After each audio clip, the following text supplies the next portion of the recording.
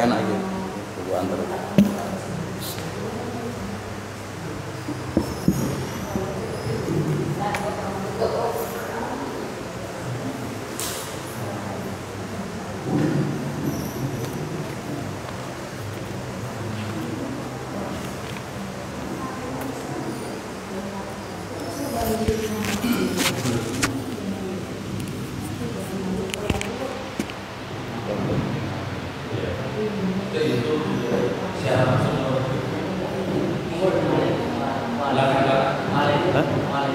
Ini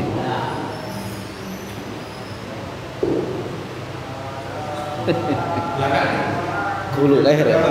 Ini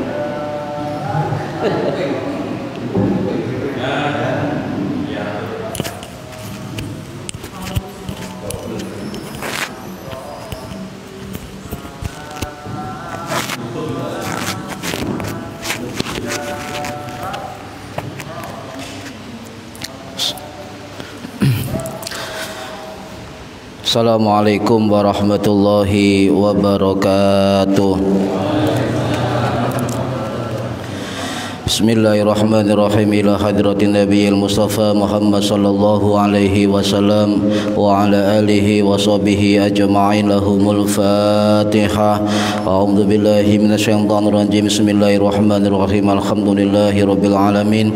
Arrahmanir rahim. Maliki yaumiddin. Iyyaka na'budu wa iyyaka nasta'in. Ihdinas siratal mustaqim. Siratal ladzina an'amta 'alaihim ghairil maghdubi 'alaihim waladdallin. Rabbighfirli wa liwalidayya amin. Hadiyatan minna ila arwahi masyayikhina wa li muallimina wa li murabbi ruhina wa liman ajazana wa li muassis nahdlatil ulama ajma'in wa li auli tis'ati wa li songo ajma'in, khususan ila musannif kitab takrib al-qadhi Abi Suja Ahmad bin Husain al-Isfahani asy-Syafi'i rahimahullah wa usulihim wa furu'ihim wa aswajihim wa dzurriyyatihim wa ahli silsilatihim wa muridihim wa muhibbihim wa jam'iyatihim radhiyallahu anhum. Syaulillahi lana wa lahumul Fatihah. A'udzu billahi minasyaitonir rajim. Bismillahirrahmanirrahim. Alhamdulillahi rabbil alamin. Arrahmanir rahim. Maliki yaumiddin. Iyyaka na'budu wa iyyaka nasta'in. Ihdinas siratal mustaqim. Siratal ladzina an'amta 'alaihim ghairil maghdubi 'alaihim waladdallin. Rabbighfirli wa liwalidayya amin. Thumma ila abaina wa ummahatina wa jaddatina wa ila ruhi man fataha hadhil qaryah wa man aqamaha wa li jami'il muslimina wal muslimat wal mu'minina wal mu'minat al ahya'i minhum wal anwan ghafarahumullah. Lahumul Fatihah. A'udzu billahi minasyaitonir rajim. Bismillahirrahmanirrahim. Alhamdulillahi rabbil alamin. Arrahmanir rahim. Maliki yaumiddin. Iyyaka na'budu wa iyyaka nasta'in. Ihdinas siratal mustaqim. Siratal ladzina an'amta 'alaihim ghairil maghdubi 'alaihim waladdallin. Rabbighfirli wa liwalidayya amin. A'udzu billahi minasyaitonir rajim. Bismillahirrahmanirrahim. Alhamdulillahi rabbil alamin. Allahumma shalli wa sallim wa barik ala sayyidina Muhammadin wa ala alihi wa sahbihi ajma'in. Wa la haula wa la quwwata illa billahil aliyyil azim. Amma ba'du. Yang saya hormati para bapak, para ibu hadirin jamaah pengajian rutin kitab takrib, mudah-mudahan yang hadir dan yang mendengarkan mendapatkan barokah, manfaat, wassalama, wassa'adah, wassafa'ah fid dini wad dunya wal akhirah. Amin ya rabbal alamin. Hadirin jamaah rahimakumullah, masih bulan Syawal. Saya pribadi mohon maaf lahir dan batin jikalau ada kesalahan sengaja atau tidak sengaja. Saya mohon maaf lahir dan batin. Nah, lagi ketemu malih panjang umur, alhamdulillah. Halaman 13 baris yang ke-7. Bismillahirrahmanirrahim. Faslun utawi ikilah fasal wa arkanu sholati lan utawi pira-pira rukune salat iku samaniyata asyara 18 ruknan warna nggih ada 18 rukun samaniyata asyara ruknan ada 18 rukun.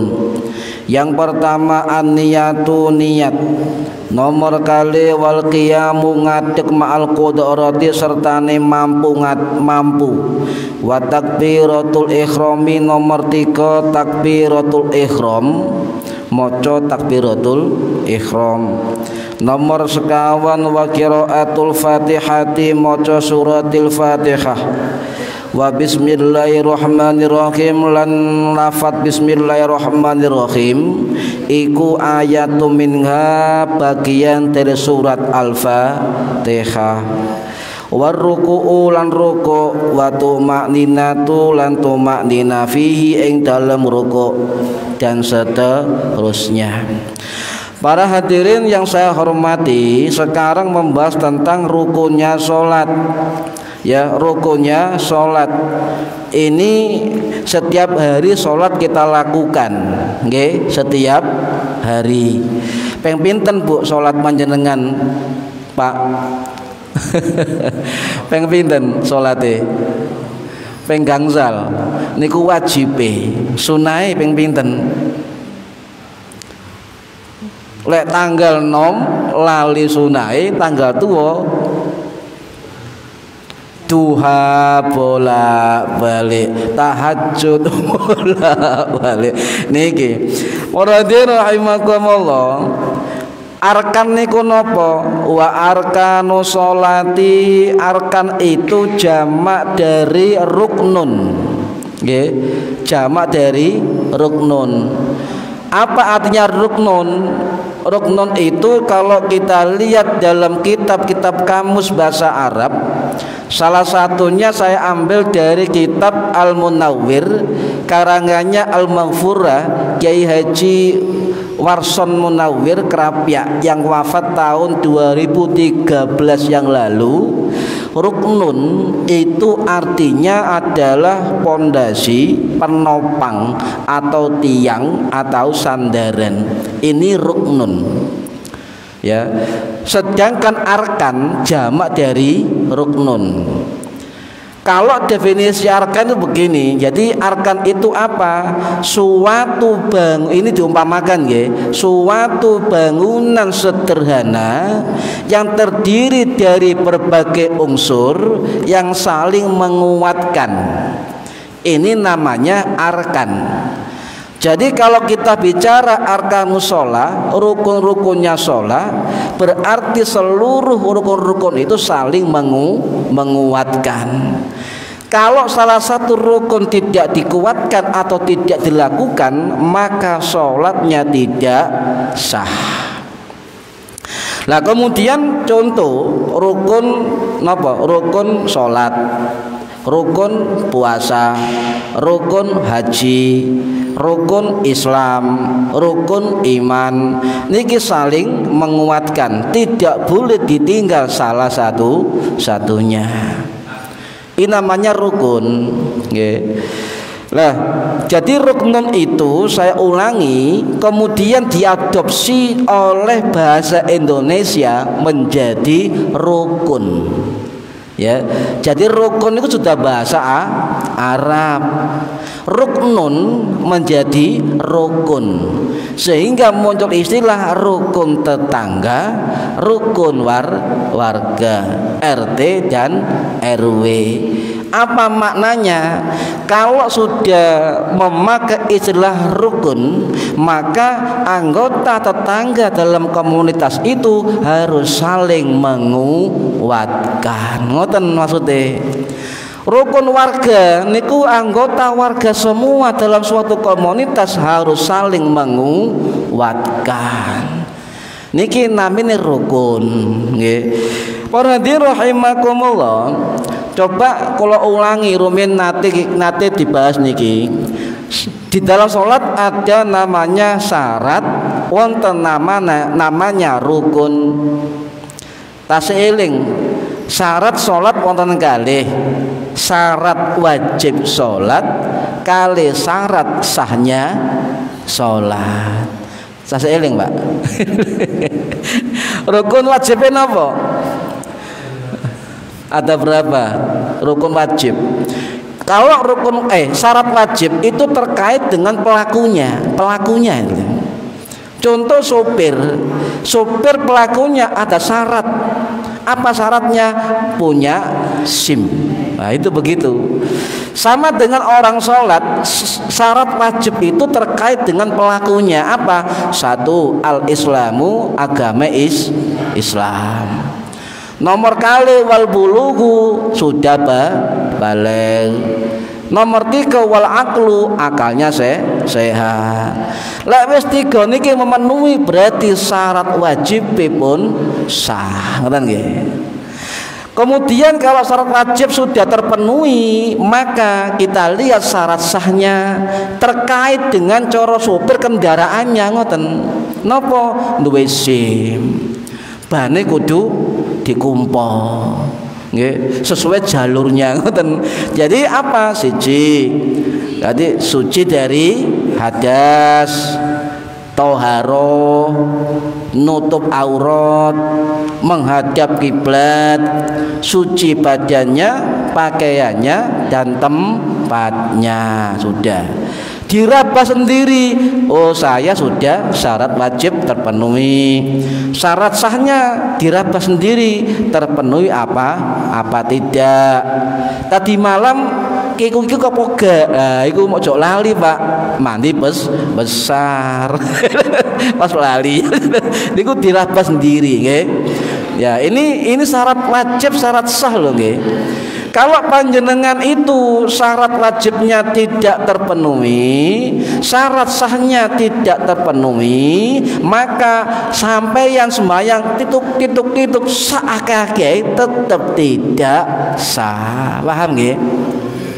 Berarti syarat ini apa? Segala perkara ketentuan yang harus dipenuhi sebelum melakukan kegiatan atau ibadah.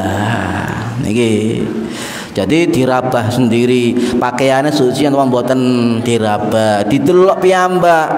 Kemudian tempatnya suci apa mboten, sajadahnya, tempat apa salatnya, kemudian pakaiannya juga harus suci. Nah, soal pakaian itu termasuk nyun sewu, pakaian luar dan pakaian dalam harus suci. Lho gak ketok, Pak, pakaian dalam sing ngurus sampeyan dhewe.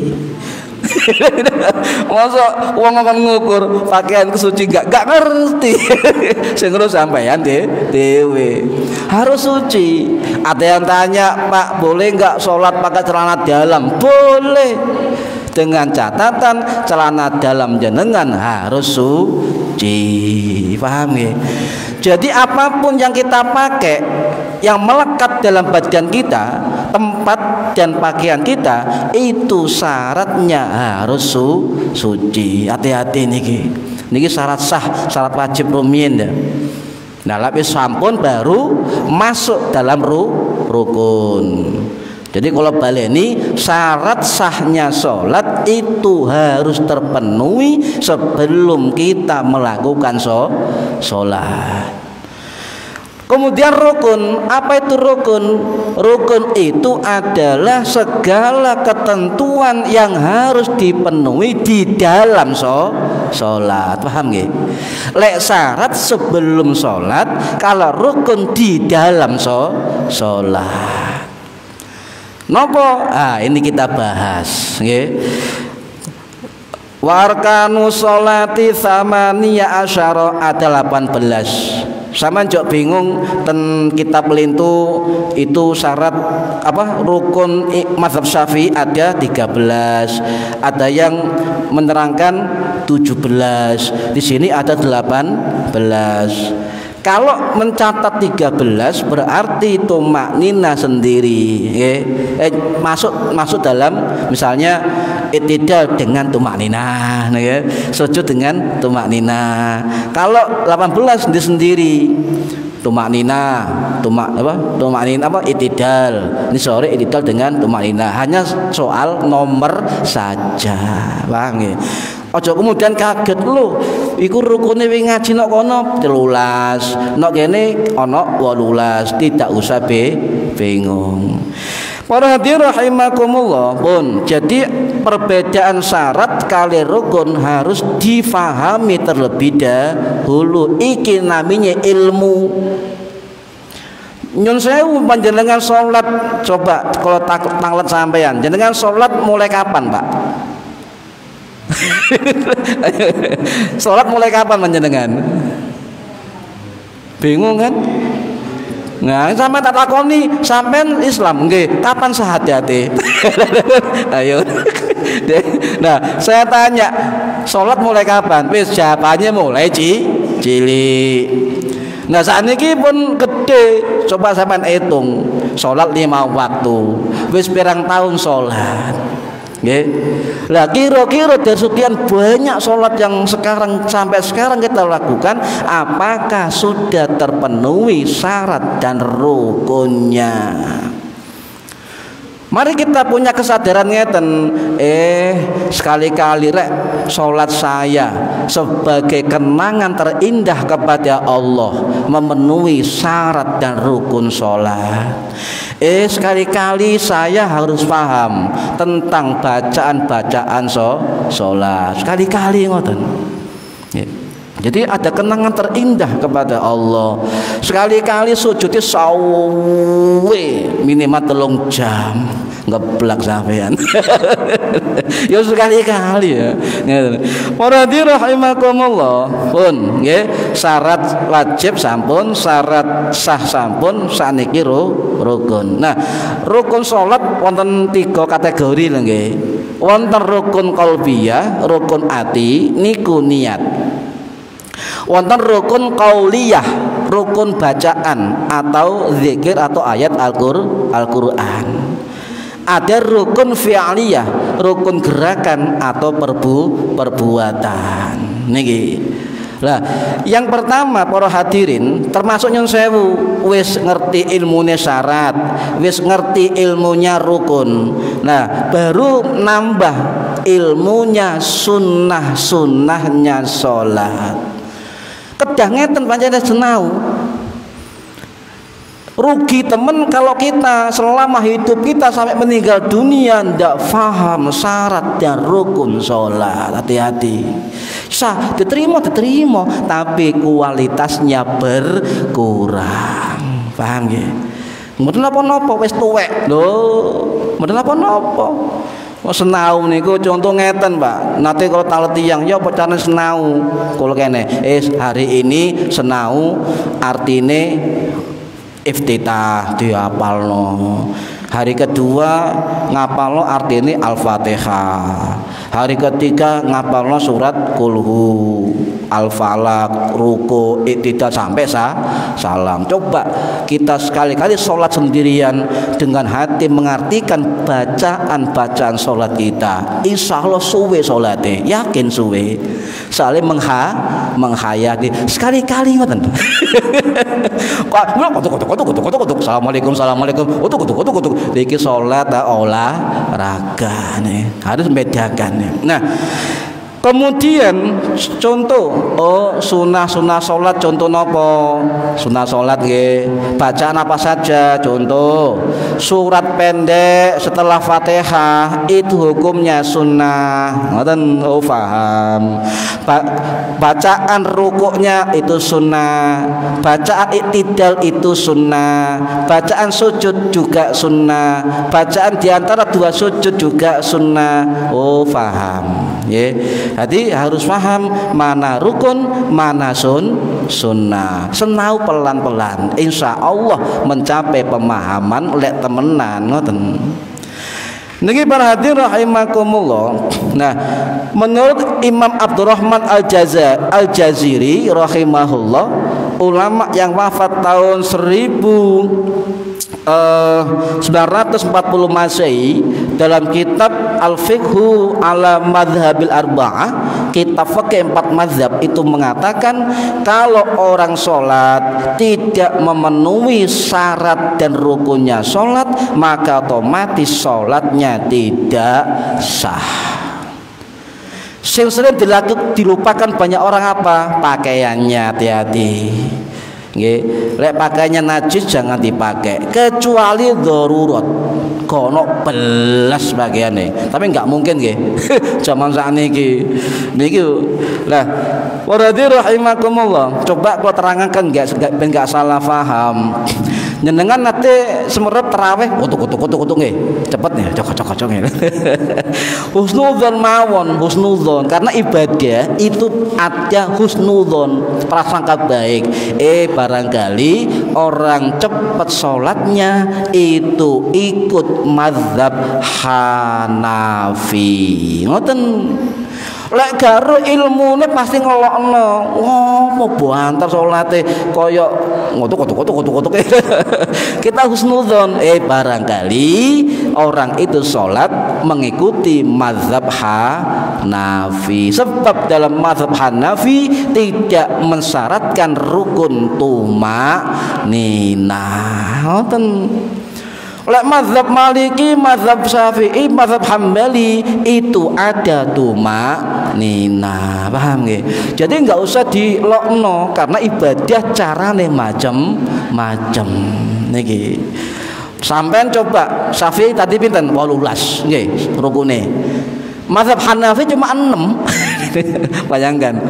Mazhab Syafi'i 18 atau 14, mazhab Maliki 14, mazhab Hambali 14, mazhab Hanafi 6. Rukunnya cuma 6. Contoh takbirul ihram Hanafi nggih, takbiratul ihram. Kemudian berdiri, kemudian membaca 7 ayat Al-Qur'an atau Fatihah. Loh. Jadi mazhab Syafi'i Hambali Syafi'i Hambali Maliki harus Fatihah. Tetapi kalau mazhab Hanafi tidak harus membaca Al-Fatihah, yang penting membaca 7 ayat dari Al-Qur'an, bisa Fatihah. Ngoten. Nggih dereng maling ngeten, ana sing ngarani bismillahirrahmanirrahim bukan bagian dari Fatihah. Ngoten nggih. Tapi tetap 7 ayat. Nah, ini harus paham. Contoh mazhab lain jalan Syafi'i itu bismillahirrahmanirrahim masuk bagian Fatihah, harus dibaca. Tapi mazhab Hanafi itu bukan mengatakan bismillah bukan bagian dari Al-Fatihah, tapi ayatnya tetap 7. Yang beda itu terakhir, Pak. Yang terakhir. Yang pakai bismillah ya, ghairil maghdubi alaihim ihdinas siratal mustaqim siratal ladzina an'amta alaihim ghairil maghdubi alaihim waladdallin, sayat nggih. Sing bismillah masuk Fatihah. Sing bismillah bukan bagian Fatihah juga 7 ayat. Ayat terakhir ayat dipisah. Ya siratal ladzina an'amta alaihim, ayat sendiri.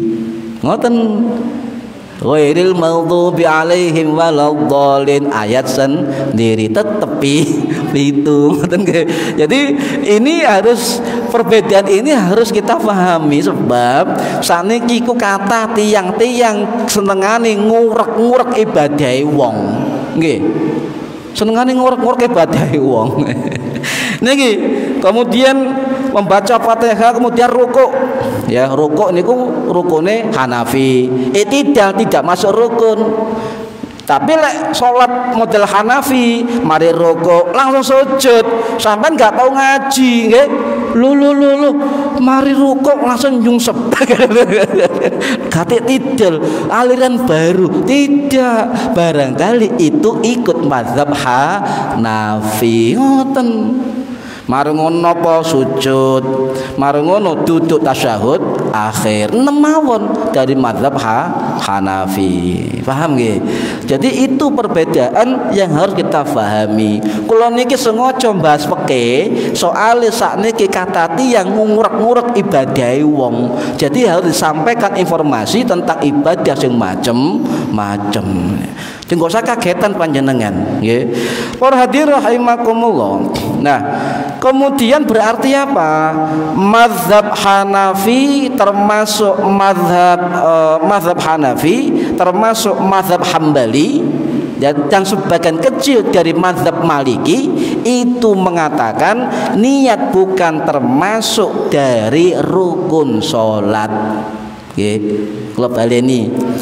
Mazhab Hanafi, ulama mazhab Hanafi, ulama mazhab Hambali dan sebagian kecil ulama mazhab Maliki mengatakan niat sholat bukan bagian dari rukun sholat. Sedangkan ulama mazhab Syafi'i, ulama sebagian mazhab Maliki itu mengatakan niat sholat termasuk rukun sholat.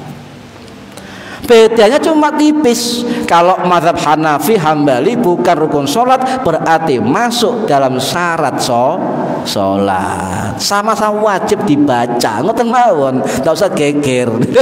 Oh gara-gara syarat rukun wis geger, tidak. Walaupun syarat, walaupun rukun tetap sama-sama wajib dibaca. Paham nggih? Jadi ini tentang niat sholat. Nah, saniki makna niat napa? Makna niat. Wah, saniki kata orang yang melafadzkan niat sebelum sholat bid'ah. Contoh malih waktu Ramadan wingi nawaitu shauma ghadin an adai fardhi syahri mari tarawih bid'ah. Oh, wong alirane beda kok menilai alirane wong liya ya enggak bisa. Sampai ahli fisika kemudian nilai ahli biologi ya enggak bisa. Ini ya. Lah, niat itu apa? Niat dari kata nawa. Nggih. Para ulama mengatakan niat itu termasuk al-qasdu, menyengaja berbuat sesuatu. Bisa diartikan al-azmu, keinginan yang kuat, tekad yang kuat. Bisa diartikan apa? Maqsidu li syai'in, bermaksud mengerjakan sesuatu. Itu niat. Jadi apapun yang kita kerjakan jangan lupa dimulai dengan niat. Tidak hanya sholat wajib, Bu, Pak. Tidak hanya untuk sholat wajib niat wajib, tetapi ibadah yang mubah, termasuk nyambut gawe, termasuk makan dan minum, termasuk tidur sampeyan, termasuk apapun kebaikan seharian itu bisa diniyati lillahi ta'ala, menjadi ibadah. Ngoten. Contoh panjenengan kerja nyambut gawe wudu rumiyin niku amaliyah para wali, segala sesuatu wudu rumiyin nggih. Ndak hanya salat wudu, maca Quran wudu mboten, budal nyambut gawe wudu. Mboten napa-napa, bid'ah mboten nggih. Nanti saya sampaikan para ulama-ulama sahabat-sahabat itu banyak amaliyah yang tidak Nabi contohkan, banyak. Ya contoh Imam Muslim semerep nggih.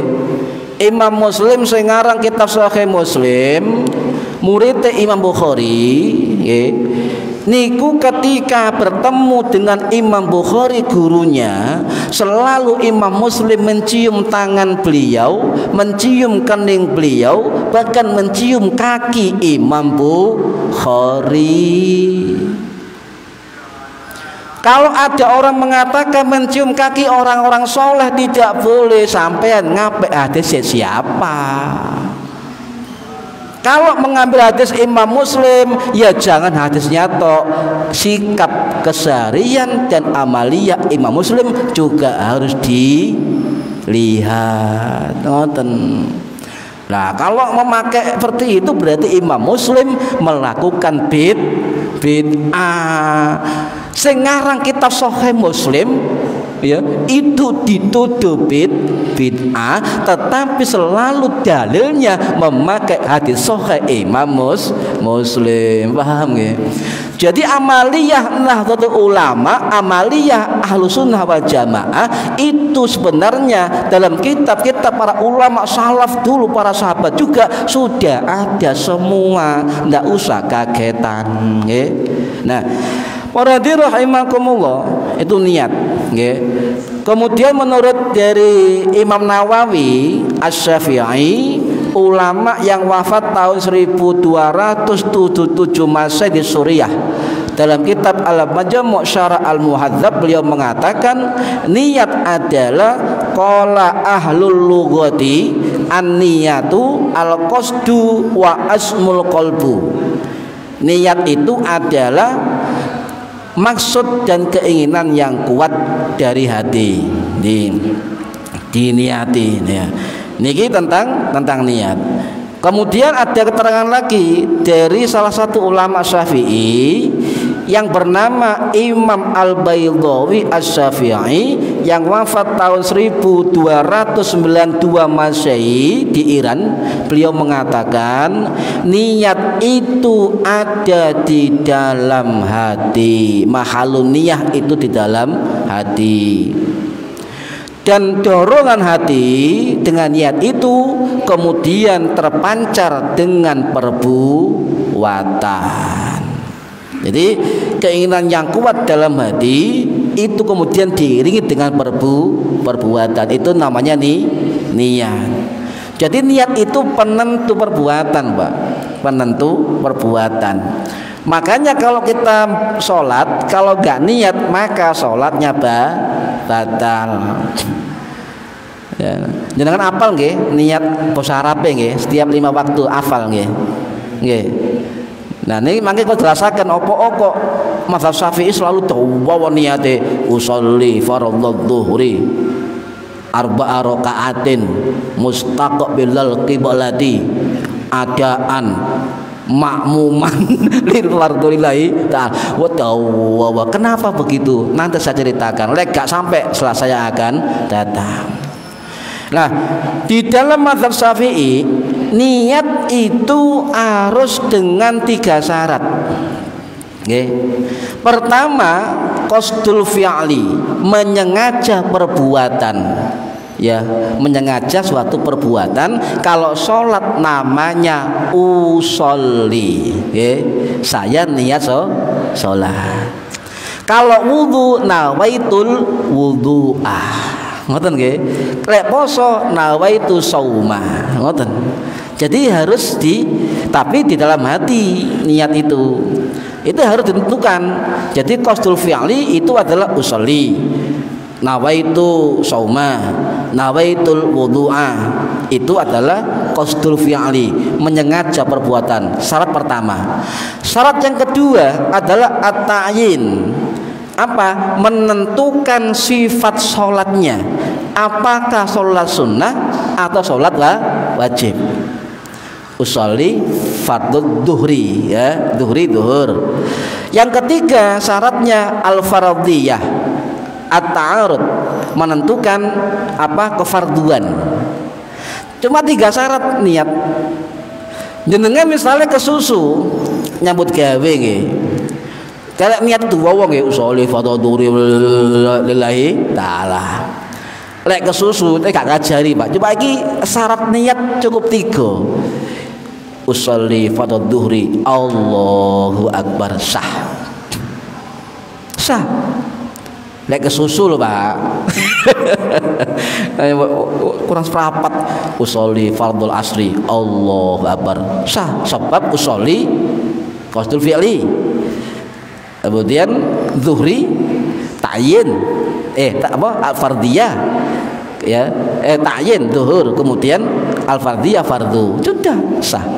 Itu syarat minimal kita niat sholat. Paham ya? Makanya imam sholat itu kok cepet Allahu Akbar. Kapan niate? Beke ngape fardune. Usolli sunat tarawih. Allahu Akbar. Sah. Nah, tapi itu minimal. Lah, di dalam mazhab Syafi'i ditambahin apa? Arba'ah zuhur, arba'ah rakaatin mustaqbilal qiblati dan seterusnya. Itu bagi mazhab Syafi'i hukumnya sunnah. Paham nggih? Sing rukun niku usolli fardhul zuhri, usolli fardhul asri, usolli fardhul maghribi, itu yang rukun niat. Selebihnya hukumnya sunnah. Paham ya? Warahmatullahi rahimakumullah. Jadi itu syarat dari niat 3. Nah, coba jenengan kalau taati usolli fardhul zuhri. Nah, sebenarnya di dalam fikih ketika niat itu bil muqaranah. Ada muqaranah, bukan corona. Muqaranah itu artinya berbarengan. Jadi contoh begini, Allah, lesan kita takbir Allahu Akbar, hati kita niat usolli fardhu zuhri. Nah, sekarang saya tanya, bisakah panjenengan lesan kita Allahu Akbar, ati sampai niat saged mboten? Angel wis angel. Nggih kan? Akhirnya orang yang belajar fikih yang tidak pakai penjelasan lain-lain, hanya mempelajari bahwa niat dengan takbir itu bersamaan, akhirnya Allahu Akbar. Oh gak pas. Allahu Akbar. Gak pas maneh. Allahu Akbar. Ngono sulit. Kalau ulama dulu, para sahabat itu bisa, sebab memang hati yang sambung kali Gusti Allah. Khusyuk temenan, Pak. Khusyuk temenan, Bu. Lek kita khusyukan. Sawangane meneng ngadep sujud, pikirane melayang. Apa maneh ngarepe omah muni tuk tuk tuk, bakso ting ting ting, ronde tambah gak karuan. Tapi sah. Sebab khusyuk itu bukan syarat dan rukun sholat. Paham ya? Kecuali sampean temenan, ada kualitasnya saja. Nah, itu nggak bisa kan jenengan kan bersamaan nggih, Pak? Misalkan nggih, coba jenengan Allah ati niat Allah, coba saged mboten? Saged, cuma banyak yang tidak saged. Was-was Allah, gak pas rek. Allah, gak pas maneh. Allah, gak pas maneh. Jejeken mawon. Iku niat olahraga niku. Karena was-was gak iso ngepasno. Lah, para ulama paham. Orang-orang awam itu tidak akan bisa, sulit melakukan muqaranah bersamaan antara niat dengan takbir. Makanya kemudian fikih para ulama mazhab mengatakan boleh niat dibaca atau diniatkan sebelum takbiratul ihram. Kalau ada orang mengatakan bahwa ulama-ulama mazhab itu mengatakan niat sebelum takbir bid'ah, jari sapa? Beliau berdusta atas nama imam-imam mazhab dan pengikut mazhab. Sebab kalau peleteri, kalau kaji kita para ulama mazhab, tidak ada yang mengatakan niat sebelum takbir itu bid'ah, tidak ada. Kecuali mazhab Hanafi. Mazhab Imam Hanafi dawuh ngeten, orang yang melafadzkan niat itu bid'ah kata beliau. Tapi ini sik koma. Bukan titik. Beliau mengatakan kalau terjadi was-was tidak bisa menyamakan antara niat dengan takbir, maka lebih baik istihsan. Itu kitanya begitu. Istihsan lebih baik melafadzkan niat. Tidak ada seperti itu. Makanya kita ngaji fikih ini biar paham, tidak dibujui oleh pemahaman yang di luar dari Ahlus Sunnah wal Jamaah. Paham ya? Nah, para rahimakumullah, Nah, bagaimana hukum melafadzkan niat? Contoh jenengan nggih, sadurunge takbir usolli fardhu. Ngoten nggih? Nggih. Usolli fardhu. Terus pun hukumnya boleh. Bahkan mazhab Syafi'i mengatakan sunnah melafadzkan niat. Itu pendapat ashab Syafi'i. Mazhab Syafi'i boleh. Kok saya ragu-ragu. Kenapa? Kita ikuti, ngoten lho. Inilah gunanya kita bermadhab, Pak. Manfaat kita bermadhab ini, kita nggak ngerti, kita ikut yang ngerti. Ngoten. Nah, melafadzkan niat itu 4 mazhab koloncai, biar kita paham koloncai. Nah, menurut mazhab Hanafi pertama, dari mazhab Hanafi bagaimana hukum orang melafadzkan niat? Lah, salah satu ulama beliau yang bernama Imam Az-Zailai Al-Hanafi rahimahullah yang wafat tahun 1342 Masehi di Mesir, dalam kitab Tabayyinul Haqa'iq beliau mengatakan wa ammat talafudzu biha falaisa bisyartin walakin yahsunu lijtima'i azimati. Ini mazhab Hanafi lagi.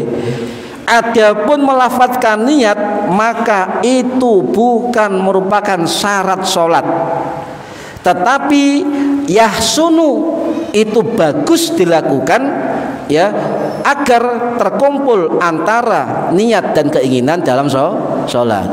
Jadi apa kesimpulannya? Ulama mazhab Hanafi membolehkan melafadzkan niat. Paham ya? Mazhab sinten niki? Hanafi. Kemudian mazhab Maliki contoh, ya. Salah satu ulama besarnya yang bernama Imam As-Sawi Al-Maliki rahimahullah yang wafat tahun 1825 Masehi di Mesir, beliau mengatakan wajazat talafudzu biha, diperbolehkan melafadzkan niat salat. Sinten mazhab ulama mazhab Maliki, ya. Tapi beliau mengatakan wal aula tarkuhu, lebih baik ditinggalkan, lebih baik. Tapi dalam pendapatnya tidak ada nggih. Wajazat talafudzu, boleh melafadzkan niat. Kemudian ada juga pendapat Imam Ad-Dardir Al-Maliki yang wafat tahun 1786 Masehi, itu termasuk penyusun kitab Tibul Qulub, Sholawat Tibul Qulub. Jadi sing ngarang Sholawat Tibul Qulub senjenengan biasa pujian-pujian itu karangannya Imam Ad-Dardir dari mazhab Maliki. Nah, beliau mengatakan dalam kitab Asharhul Kabir mengatakan bahwa melafadzkan niat itu diperbolehkan. Ya, diperbolehkan, wasi'un jaizun, luas kebolehannya. Loh, ini dari mazhab Maliki. Kesimpulannya ulama mazhab Maliki ketika melafadzkan niat boleh apa tidak? Boleh. Enggak mamang sampean.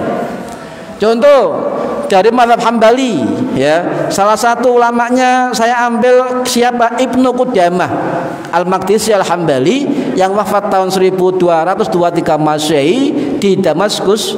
Beliau salah satu murid dari Syekh Abdul Qadir Al-Jilani radhiyallahu an. Ya, beliau mengatakan dalam kitabnya, kitab Al-Mughni, wa in lafadha bima nawahu kana taqidan. Ini kalimat beliau, apa artinya? Ya, melafadzkan niat dalam sholat itu takidan, menguatkan hati. Ada nggak kata-kata bid'ah? Tidak ada. Ya, sekarang mazhab Syafi'i, ya.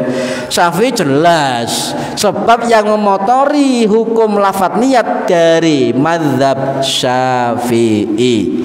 Imam Nawawi Asy-Syafi'i yang wafat tahun 1277 Masehi di Suriah, dalam kitab Majmu' Syarah Muhadzab beliau mengatakan niat di hati, ya. Tempat niat di hati, ya.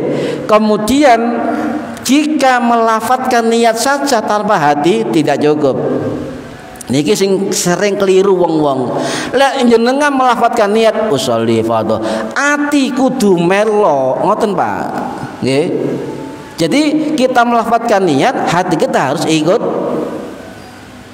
meniatkan. Itu baru menurut Imam Nawawi, jika digabungkan antara niat di hati dengan lafadz di lisan, maka itu wa akadu wa afdolu, maka itu lebih kuat dan lebih afdol.